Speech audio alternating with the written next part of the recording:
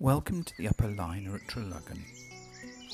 Rising at a height of 280 metres on Bodmin Moor, it flows southeasterly some 30 kilometres to join the River Tamar. I'm overnighting on the pontoon at Treluggan boatyard, a 20-acre site on a former stone quarry. Now owned by the Sterling family, the yard can handle up to 250 boats, with pontoons, river moorings, slipway, chandlery, cafe and training rooms. It's a stunning area of natural beauty, tranquility, tidal mudflats, sessile oak woodlands, the rich abundance of wildlife and interesting former industrial archaeology. It's no wonder that many people have opted to live on board a variety of vessels permanently moored alongside the yard. Robert Callender, the famous artist and driftwood sculptor, once said that boats are alive with their birth and growth, a long and at times difficult process. Perhaps this is why I love old yards like Treluggan, which go beyond mere boat storage. Restorations, renovations, repairs, painting, varnishing, the smell of epoxy and newly sanded wood. To me, boatyards are a place of learning and skill, where talented shipwrights, riggers, engineers and electricians bring boats to life, merging traditional ways with new materials and practicality to create or restore stunning seaworthy vessels. Treluggan, a proper boatyard, with its securely propped boats, anchors and chains flaked onto pallets, covered places to work, and where every boat has a soul, a spirit, and an individual beauty of its own if you're prepared to stop and look.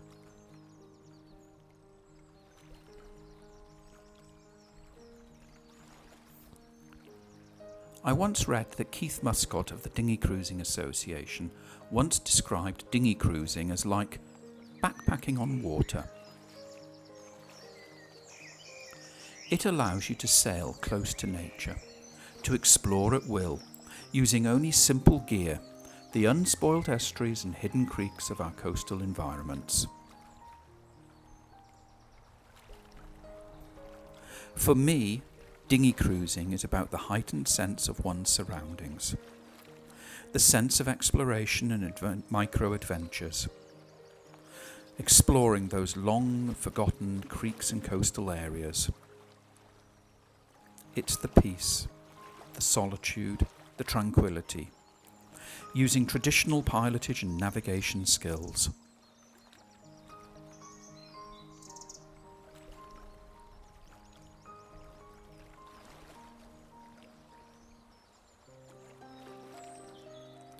Dinghy cruising is an opportunity to unplug, pause and escape the pressures and expectations of modern life.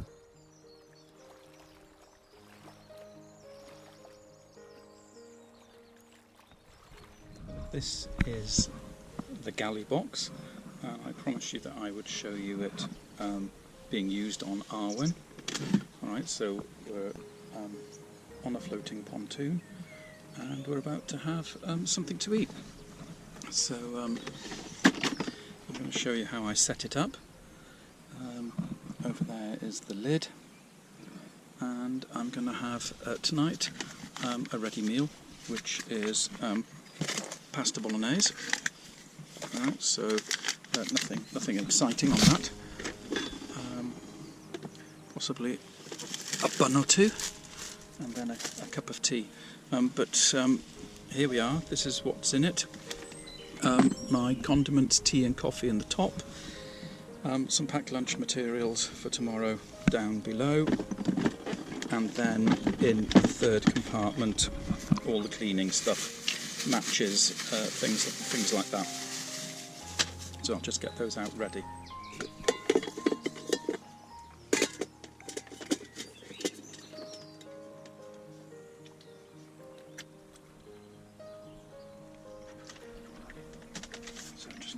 across.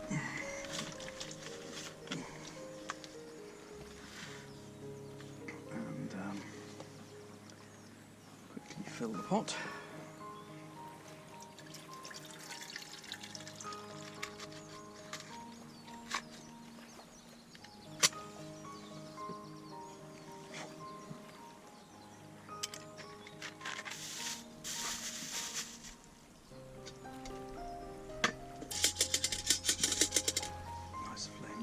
That.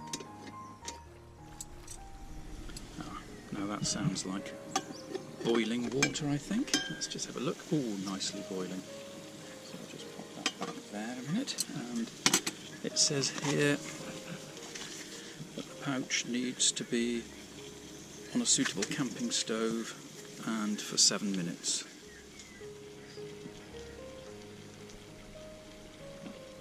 Nothing like watching a boiling stove. Really good sail today, and coming up this last part of the liner up to Treluggan boatyard was absolutely beautiful, all the way from Dandy Hole. We had a gentle breeze behind us, which meant that the sail was full out, and actually the breezes just went the right way all the way through, and we sailed onto the mooring. And it's not often I sail onto a pontoon. Everything else is neatly laid out on the opposite thwart where I can get it. Well, that's the galley stove in operation. It's nice, it keeps everything together. I'm quite pleased with it actually. It's stable, it hasn't moved, hasn't rocked.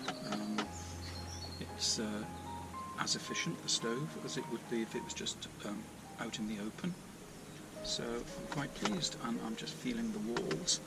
The walls of the stove haven't got hot at all. So I lined them with some metal sheet anyway, but to reflect it, but they haven't. So all in all, I'm quite pleased with that. It's really peaceful. The sun's just setting behind the trees. The music's been switched off. And all you can hear is the sound of trickling water as the tide ebbs out and the mud flats get exposed. And there's cows mooing in the distance on the hills on the upper valley, and it's stunning, absolutely gorgeous. What a lovely place, beautiful.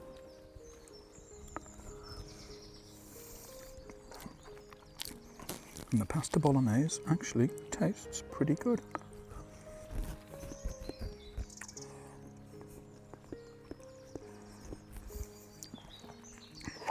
I'm just updating my log here and having a look. I've been pretty much spot on with the timings today, which is really good. I mean, it's not a difficult cruise. But I aimed to arrive around about 5 o'clock, and I did, on the top of the tide, and my calculation that I'd make an average of a steady 3.5 knots actually came true. So all in all, I'm really, really pleased with that. Kingfisher, oh my word, fantastic.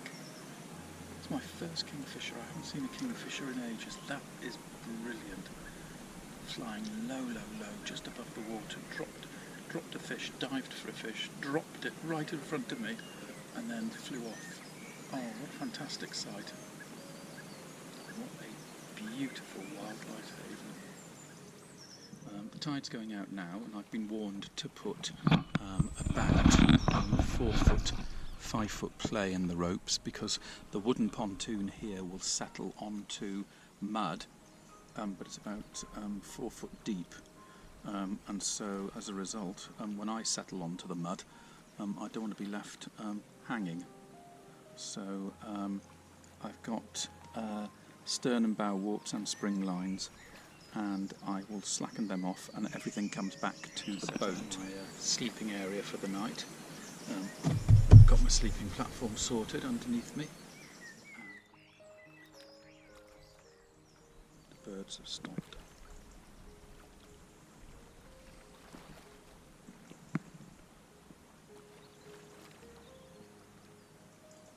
fish that jumps, catching the flies which touch the surface. You can see that dappled ripple rings every so often.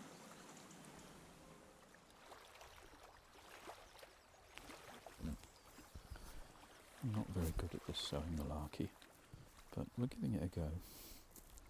And part of the problem is that I keep forgetting how to do it, and then I keep getting the strings tangled. I'm actually making a little bag for rope grommets, I think they're called, you know, the ropes with loops in the end which make good sail ties. About a foot off, settling off the bottom, I think. So I'll put about 4 foot slack on all the lines, and to make sure that we settle flat and we're not hanging off the side of the pontoon.